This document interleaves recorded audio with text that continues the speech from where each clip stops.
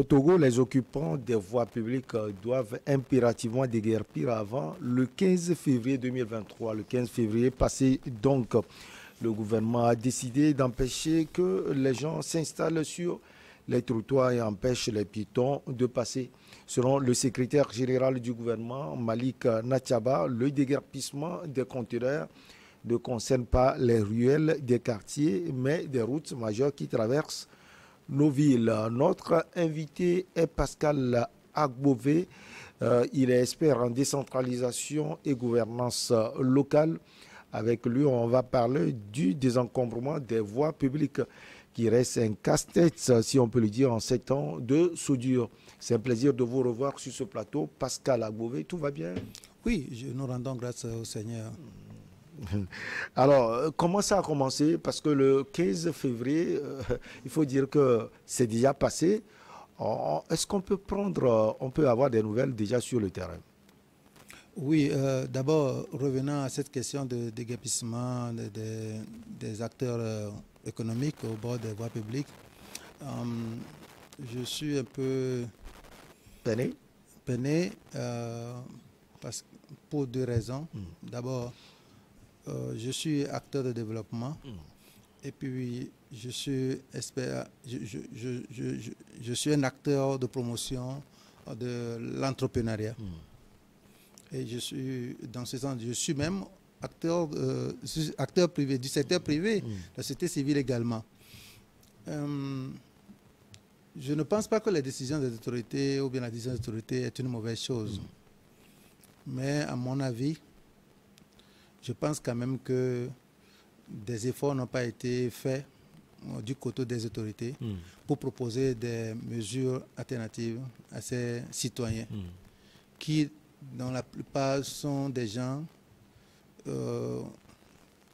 n'ont pas assez de moyens, des gens qui se débrouillent et qui arrivent à nourrir leur famille avec des petites activités qu'ils exercent au bord de ces routes-là. Décider de les faire partie, je crois que les autorités ont leur raison. Et nous avons, dans nos émissions précédentes, donné raison aux autorités par rapport aux conséquences que cela engendre. Maintenant qu'on leur demande de partir, nous avons aussi suggéré qu'on puisse leur donner un peu de temps pour se préparer. Parce que non seulement on va les empêcher de continuer leur activité à leur endroit initial, mais certains n'ont même pas les moyens pour se déplacer. Surtout ceux qui ont un certain conteneur. Ils n'ont même pas les moyens pour faire déplacer ces conteneurs-là. Même s'ils ont les moyens pour les faire déplacer, ils ne savent même pas où aller les laisser. La plupart d'entre eux sont dans les locations. Aujourd'hui, on dit de les déplacer dans les ruelles, alors que c'est au bord, c'est les clôtures des citoyens. Avant même l'autorisation, il faut négocier. Qu'est-ce que les autorités locales ont fait dans ce sens-là pour faciliter leur réinstallation? C'est toute la question. Donc, en tant qu'humain, ou bien en tant que citoyen, il est de notre devoir de respecter les décisions des autorités, de les accompagner dans la mise en œuvre de leurs décisions, mais nous devons faire en sorte que cela ne crée pas trop de conséquences négatives au niveau de la population. Et c'est là où mon âme est triste. Et donc, nous avons suivi nos autorités qui sont très exigeantes en ce qui concerne le délai. Quelle est l'urgence qui fait qu'on ne peut pas donner un temps raisonnable à ces Vous avez citoyens? fait des propositions, Pascal Agbové, est-ce qu'elles ont été suivies? Non, je crois quand même qu'il y a un problème dans notre pays. Vous voyez, il ne faut pas être seulement dirigeant, mais il faut être un leader. Et il faut écouter les citoyens, ceux que vous dirigez. Parmi la population, il y a des gens qui peuvent aussi vous donner des idées pour mieux réussir votre mission. Et donc, nous ne nous opposons pas aux décisions de nos autorités. Et ce n'est pas là notre intention. Notre intention, c'est de faire en sorte que ce que nos autorités font puisse mieux marcher et que les citoyens aussi se sentent très à l'aise. Parce qu'aujourd'hui, nos autorités même sont préoccupées par rapport à la question de la cohésion sociale, en collaboration entre les structures étatiques et les citoyens. Alors, s'il y a une situation qu'on veut remédier, on sait que les trottoirs sont occupés par les citoyens, mais les citoyens, il faut savoir pourquoi les citoyens ont occupé ces trottoirs-là. C'est que certains n'ont pas les moyens pour aller louer des magasins. D'autres, leur activité ne peut que marcher là-bas. D'autres, c'est pour d'autres raisons. Donc, je me dis, quand nous voyons nos compatriotes, parfois on peut les accuser, mais nous devons nous poser la question, pourquoi cela se passe comme ça? Et essayer de trouver des solutions à cela. En matière de projet même, c'est ça. Quand il y a un problème et que cela entraîne des conséquences, c'est tellement que ce problème principal que vous avez identifié a des causes. Et donc, on n'agit pas toujours sur les conséquences, mais on agit plutôt sur les causes. Et quand on agit sur les causes, le problème disparaît et les conséquences aussi disparaissent. Donc, c'est comme ça que nous devons agir. Donc, maintenant, nos autorités ont fait des efforts en matière de communication, mais ce n'est pas suffisant. Ce n'est pas seulement le fait de sensibiliser les gens, mais il faut leur proposer des alternatives. Quelles étaient les alternatives possibles, Pascal Agbouvé? Les alternatives possibles, c'est que d'abord, il faut trouver d'autres endroits pour ces citoyens. Des marchés, les marchés ne peuvent pas contenir tout le monde. Pour certains, leur activité ne peut pas réussir dans les marchés. Celui qui répare, par exemple, un mécanicien, c'est-à-dire qu'un mécanicien ne peut pas aller rester dans le marché. Il faut forcément quelque part. Et donc, c'est un élément important. Certains, ils sont obligés de trouver des magasins. On aurait pu mettre en place un fonds de crédit spécial pour ces acteurs-là. Ouais. Que ceux qui veulent aller vraiment louer des magasins, alors on peut leur faire des crédits spéciaux pour leur permettre d'avoir des fonds. Rien n'a été fait dans ce sens-là. Dit qu'on a sensibilisé les citoyens, on leur a expliqué. Oui, ils comprennent. Mais dites-vous, pourquoi ils n'arrivent pas à partir? Vous sensibilisez, mais ils sont réticents à partir. Pourquoi? Ce n'est pas la désobéissance pour certains. Pour certains, c'est qu'ils se disent, on n'a qu'à venir me tuer. Parce que quand je quitte ici, là, je ne sais plus quoi faire. Donc, mourir ici, c'est mieux. Vous comprenez un peu? Oui. Et donc, les autorités seront obligées d'agir avec force. Mais est-ce que cela nous amènera à une cohésion? Est-ce que les autorités, est-ce qu'on ne va pas, certains jeunes qui vont abandonner leur activité vont se retrouver dans le banditisme? Les vols vont se multiplier. Et même certains ne pourront plus contrôler l'activité et la mairie même ne pourra plus percevoir des taxes et impôts, des taxes. Justement, vous êtes expert en décentralisation et gouvernance locale. Quelles sont les conséquences de cette décision sur la décentralisation? D'abord, sur le plan positif, c'est que cela concourt quand même à la beauté de la ville. C'est bien. Cela peut éviter des accidents parfois. Parce que parfois l'occupation des trottoirs amène les citoyens à marcher sur la chaussée. Et les autorités avancent plus cela. C'est que ça. Donc ça peut entraîner cela. Et ces opérateurs même, certains n'arrivent pas parfois à payer les taxes normalement. Et donc on leur demande d'aller vers les marchés pour payer les tickets régulièrement. Donc je me dis, sur le plan négatif, cela comporte d'énormes conséquences. C'est-à-dire que sur le plan, les conséquences néfastes sont énormes pour cette décision. D'abord, les frustrations. Dans cette situation, les frustrations seront énormes. La psychose. Certaines familles auront du mal à manger. C'est un ménage. Parce que c'est ce que les gens font là-bas quotidiennement qui arrivent à nourrir leur famille. Quand on les déplace pour un certain nombre de jours, je crois que certaines familles auront des difficultés. Deuxième chose, cela va entraîner, comme je le dis, le chômage. Oui. Et cela va décourager aussi l'entrepreneuriat parce que certains veulent entreprendre des petites activités, mais n'ont pas les moyens pour aller louer des grands magasins. Ils ne peuvent même pas aller au marché parce que leur activité ne peut pas réussir là-bas. Et les communes même ne pourront pas. Il y aura une chute au niveau des recettes des communes parce que certains même seront obligés de continuer leur activité dans leur maison, dans des endroits clos. Et donc, les communes ne pourront plus percevoir des taxes. Et donc, je me dis, il y a un problème. Et donc, le problème de chômage, qui est un élément important aujourd'hui sur lequel le gouvernement travaille, faisons en sorte que les jeunes puissent entreprendre. Entreprendre dans quelles conditions? C'est la question que nous posons. Et donc, de contradiction. Voilà. Et les problèmes sociaux. Les problèmes sociaux, c'est que les gens ne pourront plus envoyer leurs enfants à l'école.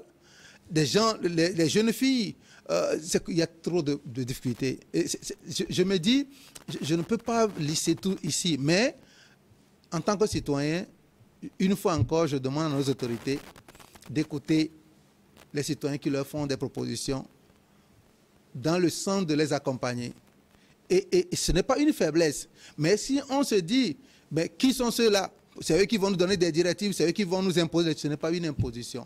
Quand nous analysons un fait social, c'est pour que nos décideurs puissent avoir un autre regard sur la situation et essayer de rectifier le tir si possible en vue d'atteindre leurs objectifs sans heurts. C'est ça le plus important. Parce que ce que vous poursuivez, nous vous comprenons parfaitement. Nous savons que vous avez raison d'agir, mais en agissant, vous allez créer des conséquences, d'autres conséquences, d'autres situations qui ne pourront pas vous arranger votre politique. C'est pour ces raisons que nous essayons d'attirer votre attention. Et donc, quand nos autorités ne comprennent pas comme ça, elles sont libres d'agir. Nous n'avons aucun pouvoir, aucune force de les empêcher d'agir. Mais nous sommes là, nous serons observateurs et nous verrons les conséquences de ces décisions-là. Parfois, les gens n'anticipent pas. Les gens n'anticipent pas et quand ils ont la force, ils veulent agir, ils ont le pouvoir, ils veulent agir. Mais cette action aura des conséquences. Et c'est pour cette raison qu'un bon visionnaire doit prévenir, doit anticiper sur les conséquences qui en découlent, qui vont découler de votre décision d'aujourd'hui. Donc, c'est ce que nous sommes en train d'observer.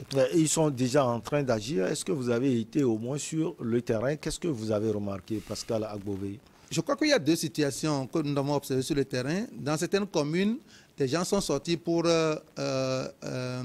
remettre des amendes aux citoyens, aux contrevenants. C'est-à-dire que si vous ne quittez pas dans le délai du 15 jusqu'au 22, il y aura des amendes.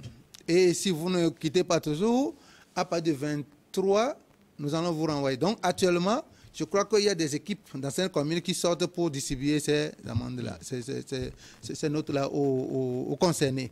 Dans d'autres communes, carrément, nous avons vu qu'il y a des gens qui sont déjà en action pour amener les gens. Parce qu'il faut aussi accompagner. Comme je le disais tout à l'heure, certaines communes ne proposent aucune alternative. Certains maires, avec leur équipe, ils ne proposent rien aux citoyens. Ils sont là. Eux, juste, c'est l'information. Oui, nous vous demandons de quitter. Qu'est-ce que vous proposez aux citoyens?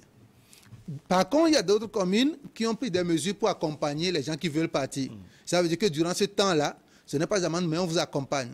Si on peut vous aider à vous déplacer, je crois que c'est ce qui est à saluer. Ceux qui sont là juste pour sanctionner, pour agir, pour faire du mal à leurs concitoyens, nous sommes tous des êtres humains. Et tout acte que vous posez aujourd'hui a ses conséquences. L'histoire retiendra que vous avez mal agi. Je dis encore une fois, mal agi. Parce que si j'ai raison, je dois aussi avoir de l'empathie, je dois comprendre mon interlocuteur pour savoir ce qu'il a comme problème et essayer de l'aider. Mais si je défends mon seul intérêt, ce n'est pas bon. Donc c'est ce que nous sommes en train d'observer sur le terrain. D'autres communes ne veulent pas vraiment bousculer les citoyens pour le moment. Ils attendent, c'est que certains maires sont dans la logique de prolonger le délai. Et je pense que l'autorité doit plus écouter ces maires-là. Qui veulent souhaiteraient qu'on puisse prolonger le délai. Et je crois que c'est pour une raison. Ce n'est pas facile de quitter un lieu d'affaires brusquement. Vous risquez de, non seulement vos activités seront paralysées, vous allez perdre votre clientèle. Et cela vous coûtera énormément. Donc il faut du temps. Est-ce que ceux qui sont envoyés sur le terrain maîtrisent les contours de ce qu'on leur demande de faire aussi? Parce que j'ai eu à discuter avec un confrère, Mathieu Gueye notamment, qui a vécu quelque chose. Il dit qu'apparemment, les gens qui sont même envoyés, certains ne maîtrisent pas les contours. Et c'est lui qui est venu apporter la bonne nouvelle. Oui, absolument. Je crois que c'est une question de fond. Vous savez, il y a certains agents, quand on les recrute dans les services publics, eux, ils se croient tout puissants. Et quand l'autorité leur donne des consignes, ils ne réagissent même pas très bien. Leur façon d'agir, ce n'est pas correct. Il faudrait que ces citoyens qui agissent comme ça sachent que l'histoire retiendra qu'ils ont posé des mauvais actes. Je pense qu'il faut expliquer même la chose aux citoyens suffisamment. Et quand on a dit sur le terrain, il faut être humain. Nous ne devons pas brutaliser nos concitoyens. Nous devons les comprendre aussi. C'est pourquoi je dis qu'il faut avoir de l'empathie. Quand vous ne comprenez pas l'autre, votre façon de faire, il faut éviter l'animosité dans nos comportements. Quand on a le pouvoir, il faut bien l'utiliser. Je vous dis, quand Dieu vous donne le pouvoir, c'est pour protéger les faibles. Dieu ne vous donne pas le pouvoir pour piétiner les faibles. C'est celui qui a le pouvoir qui protège les faibles. Et donc, quand les faibles ont des difficultés, c'est à nous de les amener progressivement. Parfois, des gens, ce n'est pas, comme je l'ai dit, ce n'est pas la désobéissance, ce n'est pas la défiance de l'autorité, mais ils sont incapables d'agir comme vous le dites.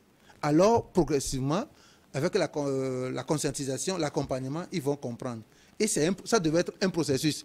Et non juste un fait, on impose, on dit, allons-y, on va agir. Non, si nous faisons ça comme ça, il n'y aura pas la cohésion sociale. Alors, vous avez parlé tout à l'heure de la responsabilité des maires et des responsables communaux. Concrètement, qu'est-ce qu'ils peuvent proposer à leur gouverner, si on peut le dire? Je crois qu'il est du devoir des maires de proposer d'autres endroits à ses concitoyens. C'est le problème d'emplacement d'abord. Et d'autres choses qu'on peut faire, c'est de faciliter aussi le déplacement. Parce qu'il y a certains conteneurs qui sont très lourds. Je dis, des gens même ont fixé ça, ils ne peuvent même pas les déplacer. Il faut des engins. Est-ce que les communes peuvent louer, les maires peuvent louer des engins pour les aider à déplacer ces conteneurs-là, au lieu d'aller les saccager? Il ne faut pas les saccager. C'est notre économie. Je crois que je voudrais quand même attirer l'attention de nos autorités. Il ne faut pas saccager les conteneurs. C'est que les conteneurs sont des facteurs de production, c'est que c'est des ressources. Il ne faut pas les saccager. On peut avoir des machines, je ne sais pas, des catapillars, les engins qui peuvent aider ces citoyens-là à déplacer facilement ces conteneurs. On peut venir chez vous. Est-ce que vous voulez bien partir? Nous sommes là. On peut vous aider. Est-ce que vous avez trouvé un endroit? Les maires peuvent faciliter cela. Et ce serait une bonne chose. Au-delà de ça, les maires peuvent négocier avec certaines structures de l'État ou bien certaines structures de financement pour voir si certains citoyens auraient besoin des moyens pour leur réinstallation. Et essayer de les cautionner, de mettre en place un mécanisme de facilitation à l'accès au crédit. Et tout ça, les communes peuvent le faire. Pourquoi pas mettre en place des conseillers pour les accompagner, les assister dans cette situation-là. Au lieu d'envoyer seulement des gendarmes pour les bousculer, je dis gendarmes anti-griffes, on peut aussi envoyer des conseillers pour essayer de les étudier, de voir quelles sont leurs réelles difficultés, étudier cas par cas, et puis voir ce qu'on peut apporter à chaque citoyen qui est dans cette situation-là. Alors, Pascal Abové, est-ce que vous pensez qu'il faudrait continuer la discussion avec ceux qui décident? Qui va continuer la discussion? Discussion entre qui et qui? Entre vous, hein? Non, mais est-ce qui nous écoute, qui nous connaît? Ceux qui ont le pouvoir se connaissent. L'autorité centrale appelle les maires et discute. Est-ce qu'ils ont associé la société civile, certains acteurs? Non. On dit que le ministre a convoqué les maires et puis il a discuté, il a donné des ordres. C'est tout ce que nous entendons. Alors, pour pouvoir discuter avec le maire, il faudrait peut-être passer par les élus locaux. C'est possible? Non, les maires sont des élus locaux. Donc, l'autorité centrale qui a confié une partie de ses compétences à ces élus-là, les appelle pour leur dire voilà ce que nous faisons. Parce que la loi relative à la décentralisation liberté locale dit que les maires sont chargés de mettre en place la politique, en application de la politique de développement du gouvernement sur leur territoire. Cela voudra dire que ce que le gouvernement décide de faire, le gouvernement peut transférer ça aux maires pour exécution. Puisque, vous comprenez un peu, c'est comme ça. Donc, aujourd'hui, les maires sont appelés à exécuter ce que l'autorité centrale a décidé. Mais il faudrait qu'au niveau de chaque commune, en fonction des réalités locales, les maires puissent prendre des mesures qui pourraient faciliter l'application de cette mesure. C'est de ça qu'il s'agit fondamentalement. Et donc, en réalité, il appartient peut-être aux élus de voir, dans cette commune, ils ont mis en place des comités, ils ont intégré les acteurs de la société civile, ainsi de suite. Mais je crois que là aussi, c'est qu'il n'y a pas liberté d'expression. C'est-à-dire qu'il y a une imposition, parce que les maires ne font qu'imposer ce que le pouvoir central a décidé. Et il n'y a pas assez d'échanges à ce niveau-là, selon les retours que nous avons des discussions qui se mènent au sein de ces comités mis en place par les autorités locales. Donc, c'est ça qui fait qu'on aurait même pu associer les concernés. On aurait pu associer les concernés pour mieux les écouter, pour mieux connaître leurs préoccupations. S'ils sont concernés, vous ne discutez pas avec eux comme ça, ce n'est pas bon. Je dis, ce n'est pas une question de sensibilisation seulement. On va leur parler. Non, il faut les connaître, il faut les écouter, il faut connaître leurs réelles préoccupations en vue de leur proposer des alternatives qui répondraient mieux à leurs aspirations. C'est de ça qu'il s'agit. Donc, il ne suffit pas seulement de dire, oui, nous on a décidé, le ministre nous a donné l'ordre. Ils ne sont pas contre la décision du ministre. Mais comment faire en sorte que cette décision du ministre soit appliquée dans les meilleures conditions? Nous avons dit que la question de délai relève quand même du pouvoir de l'autorité centrale. Et ça, il appartient au ministre de dire on va prolonger le délai. Nous avons toujours dit que le délai est trop court. 15 février, c'est trop court. Il n'y a aucune urgence aujourd'hui qui nous oblige à pousser les gens acquitter dans ce délai-là. Au même moment, Pascal Agbové, quand on donne les avertissements, c'est la 4e fois, on peut dire, si on prolonge également, la situation sera alors, si nous ainsi. voulons imposer le délai comme cela se passe maintenant, il faut des mesures d'urgence, mesures urgentes pour accompagner les acteurs. C'est ça que nous disons aussi. Même si on donnait 6 mois, certains auront toujours des difficultés. C'est pourquoi ces mesures devaient être prises de manière en tenant compte des réalités de chaque localité, de chaque acteur concerné. C'est de ça qu'il s'agit. Ce n'est pas comme prendre une mesure ici, on laisse ou bien on fait l'autre. Non, c'est que tout doit être ensemble. Ça veut dire que les acteurs concernés, on les accompagne, on les sensibilise, on les accompagne. Même si c'est 2 semaines qu'on a donné à certains acteurs, on peut les délocaliser. Or, 2 semaines ne peut pas suffire pour certains acteurs parce qu'il ne suffit pas seulement de déplacer les équipements. Il faut avoir le temps de sensibiliser les clients. C'est de ça qu'il s'agit. Parce qu'il y a certains acteurs, ils ont besoin de prendre le temps pour expliquer à leurs clients là où ils seront prochainement. Sinon, ils vont perdre la clientèle. Quand vous installez sur un nouveau site et qu'il n'y a pas la clientèle, votre chiffre d'affaires va baisser. Vous risquez de perdre, vous risquez d'avoir des difficultés dans un premier temps. Donc, il faudrait que ces acteurs aient le temps d'expliquer à leurs clients qui vont se déplacer. Si vous vous installez, vous n'avez pas de clients, comment vous allez vendre? Vous particulièrement, Pascal Agbové, dans cette situation, quel peut être votre rôle? Vous êtes expert en décentralisation et en gouvernance locale. Alors, vous êtes concerné par cette histoire. Qu'est-ce que vous pouvez faire? Participer aux émissions comme celle de New World TV, l'inviter, ou faire quoi concrètement? Nous avons déjà commencé par jouer notre rôle dès le début de ce processus. Notre rôle, c'est d'abord d'informer, de sensibiliser les citoyens sur le bien fondé de la décision du gouvernement. Également, attirer l'attention des autorités sur les conséquences de cette décision et proposer des mesures, des alternatives. Voilà, c'est ce que nous avons essayé toujours de faire. Non, pas autre chose à faire à part ça. Les acteurs concernés, nous avons décidé de les accompagner de les accompagner d'une manière ou d'une autre. Mais nous ne pouvons pas le faire en dehors du cadre qui est créé par l'État. Et c'est pour des raisons que nous sommes un peu limités dans notre démarche. Et nous ne voulons pas aussi, pour donner l'impression que nous sommes en train de nous opposer à la décision des autorités, puisque ce n'est pas là notre intention. Nous voulons que tout se passe normalement pour que les objectifs assignés à cette décision soient atteints sans heurte et que les citoyens aussi soient contents. Je crois que c'est ce que nous essayons de faire et c'est ça notre grand rôle en tant qu'acteur de la société civile. Maintenant que la décision est prise et qu'on donne la possibilité à nos frères et sœurs de pouvoir aller vers les ruelles, est-ce que vous pouvez à partir de cela cogiter sur comment ils peuvent justement aller vers ces ruelles? Moi je pense que la meilleure façon pour certains maires, il appartient aux autorités locales de jouer le rôle. Certains maires peuvent trouver des endroits pour concentrer, pour réinstaller, pour faciliter la réinstallation de ces acteurs. Maintenant, s'ils doivent aller au niveau des ruelles, je crois que les maires aussi peuvent sensibiliser les habitants de leur localité pour que ces habitants puissent autoriser les citoyens qui sont dans cette situation d'urgence. Je crois que c'est ce que les autorités pouvaient faire. La sanction ne devait pas se limiter seulement au niveau des citoyens concernés, mais aussi au niveau de l'ensemble des citoyens pour que les gens puissent accueillir favorablement nos concitoyens qui sont concernés par ces décisions. Donc, ici, nous pouvons profiter pour inviter nos compatriotes qui nous écoutent actuellement. Si vous avez votre maison et qu'un frère ou bien une soeur vient vous voir pour dire qu'on va le renvoyer au bord d'une route et qu'il a trouvé un emplacement à côté de votre maison, et il vous prie de l'autoriser à s'installer là-bas, je vous prie de l'accueillir favorablement parce qu'il est dans une situation délicate et il a besoin de votre soutien. Il est en danger en quelque sorte. Donc vraiment, c'est un appel que nous voulons lancer à nos compatriotes d'accueillir favorablement nos frères et sœurs qui viendront vers eux pour négocier des places afin d'installer leur activité économique ou bien d'installer leur conteneur pour pouvoir poursuivre leur activité. C'est ce plaidoyer que nous pouvons faire pour pouvoir aider nos frères qui sont dans cette situation délicate. Et il s'agit également de l'état de ces ruelles. On les voit à Lomé et un peu partout. En tout cas, ce ne sont pas toutes les ruelles.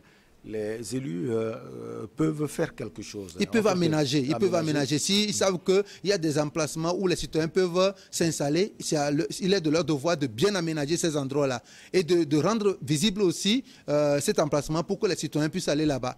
Donc, tout ça, je crois que ce sont des efforts conjugués qui nous permettront d'arriver à des résultats concluants positifs. Donc, voilà. Pascal Agbové, ça a été un plaisir de vous avoir sur ce plateau. On est presque au terminus.